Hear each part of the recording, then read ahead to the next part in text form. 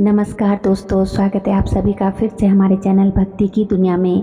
भगवान भोलेनाथ और माँ भगवती आप सभी पर अपनी कृपा दृष्टि बनाए रखे। दोस्तों, आज मैं आपको बताऊंगी कि वो कौन से संकेत है, वे कौन से लक्षण हैं जिनसे हम ये जान सकते हैं कि हमारे घर की कुल देवी हमसे खुश है, हमारी कुल देवी जागृत अवस्था में है।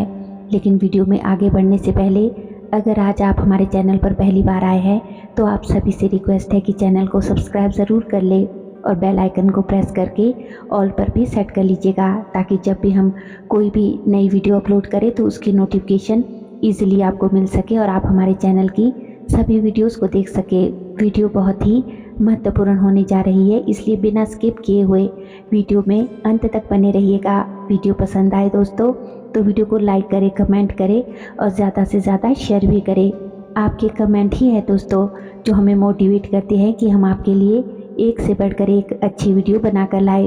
तो चलिए वीडियो में देरी ना करते हुए आगे बढ़ते हैं।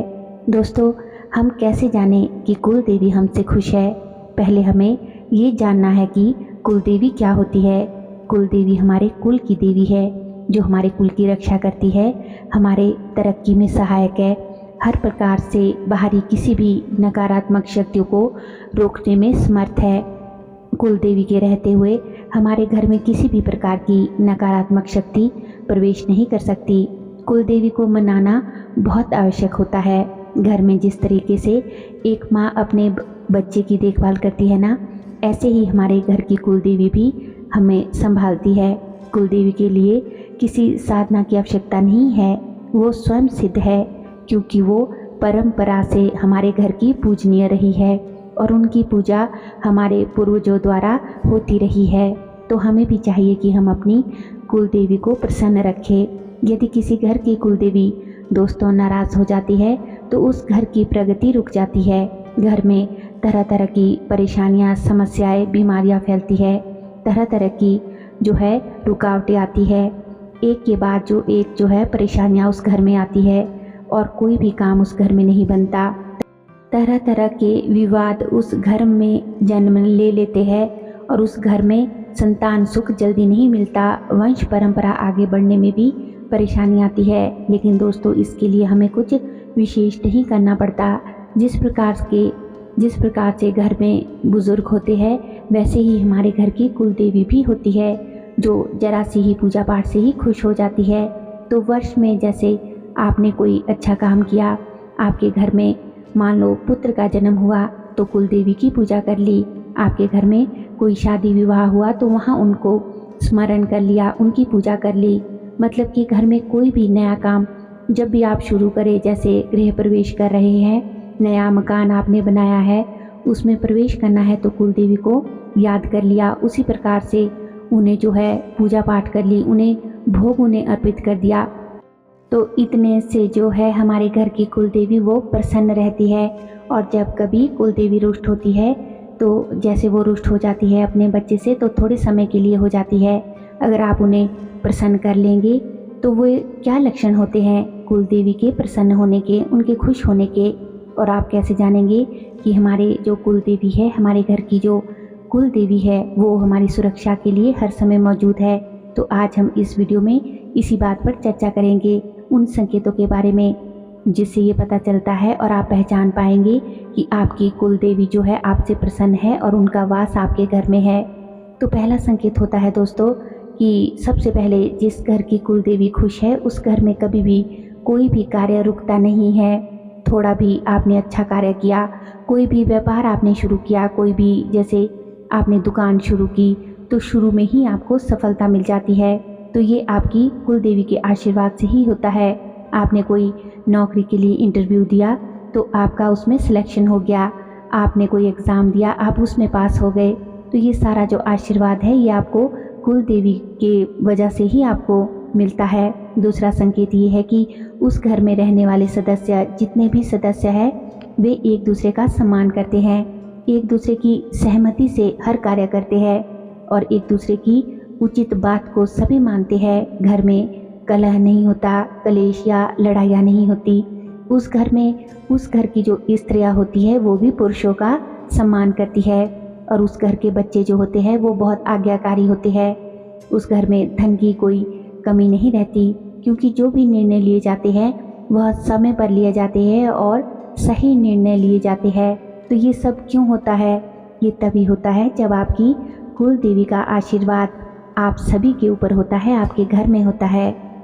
तीसरा संकेत क्या है? तीसरा संकेत है दोस्तों कि जैसे ही आप घर में पहुंचते हैं, बाहर से आते हैं, कहीं जॉब से आते हैं या फिर बिजनेस से आते हैं, तो आपका मूड चाहे कितना भी खराब होगा, आप चाहे कितने भी चिंतित होंगे, लेकिन जैसे ही आप घर में अंदर एंटर करेंगे तो आपका जो चित्त है, आपका जो मन है, वो प्रसन्नता से भर उठता है। कभी कभी तो ऐसा लगता है कि आपके घर में जैसे किसी ने इत्र छिड़क दिया हो, सारा घर आपको सुगंधित महसूस होता है। कभी कभी ऐसा एहसास होता है जैसे कि एक मनमोहक सी खुशबू जो है दिव्य ऊर्जाओं की सारे घर में फैल गई है। तो ये क्यों होता है?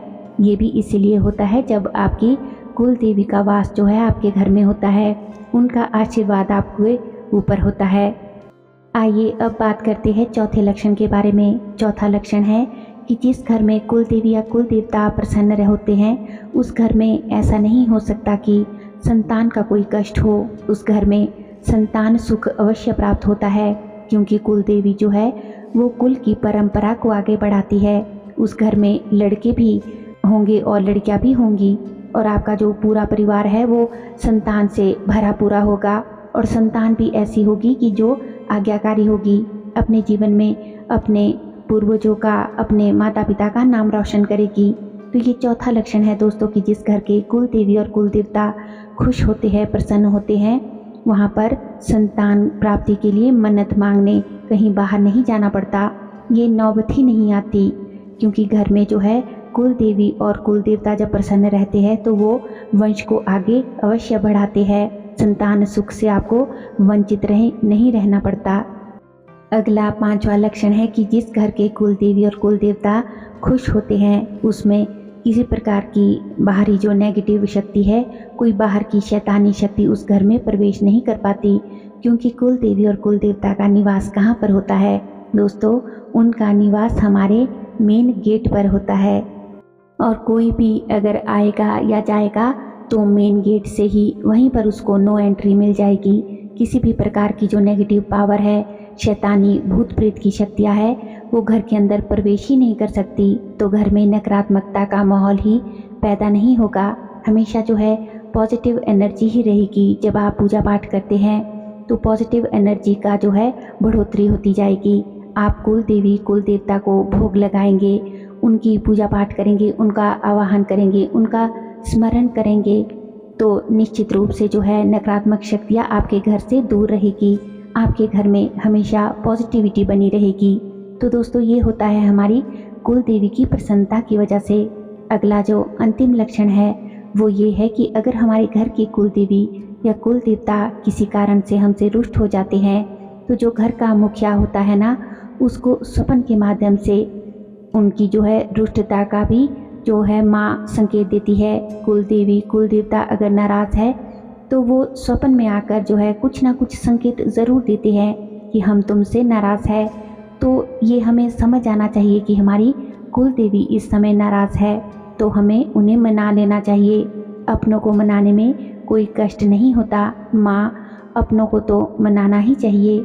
जैसे हमारे घर के बड़े बुजुर्ग हैं, अगर वो नाराज़ हो जाते हैं तो हम उन्हें मना लेते हैं ना, तो उसी प्रकार से घर की कुल देवी को भी जो हमारे घर की रक्षात्मक शक्ति है, उन्हें अवश्य ही मनाना चाहिए।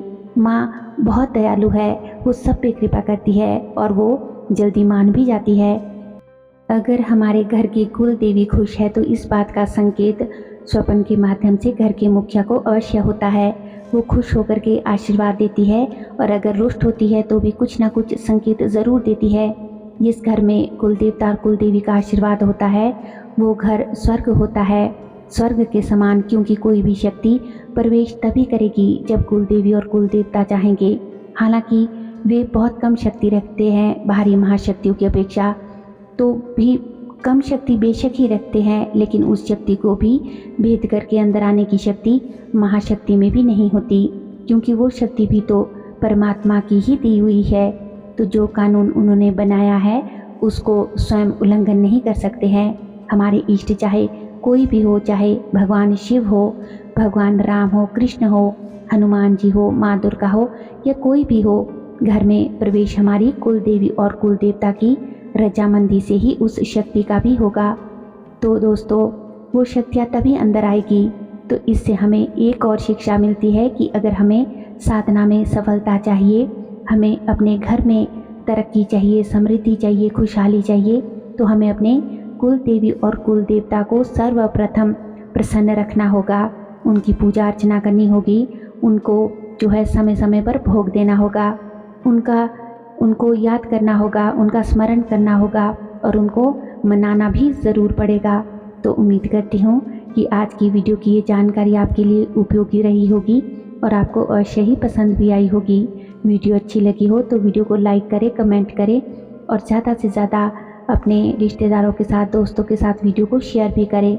हमारे चैनल पर और भी दोस्तों अच्छी अच्छी वीडियोज़ हैं, उन्हें भी जाकर आप ज़रूर देखें। लिंक जो है वो आप डिस्क्रिप्शन बॉक्स में चेक कर सकते हैं। और दोस्तों, अगर अभी तक भी आपने हमारे चैनल को सब्सक्राइब नहीं किया है तो आप सभी से मेरी रिक्वेस्ट है कि चैनल को सब्सक्राइब ज़रूर कर ले और बेल आइकन को प्रेस करके ऑल पर भी सेट कर लीजिएगा, ताकि जब भी कोई भी नई वीडियो हम अपने चैनल पर अपलोड करें तो उसकी नोटिफिकेशन सबसे पहले आप तक पहुंचे और आप हमारे चैनल की सभी वीडियोस को देख सके। तो चलिए मिलते हैं एक और नई वीडियो में नई जानकारी के साथ।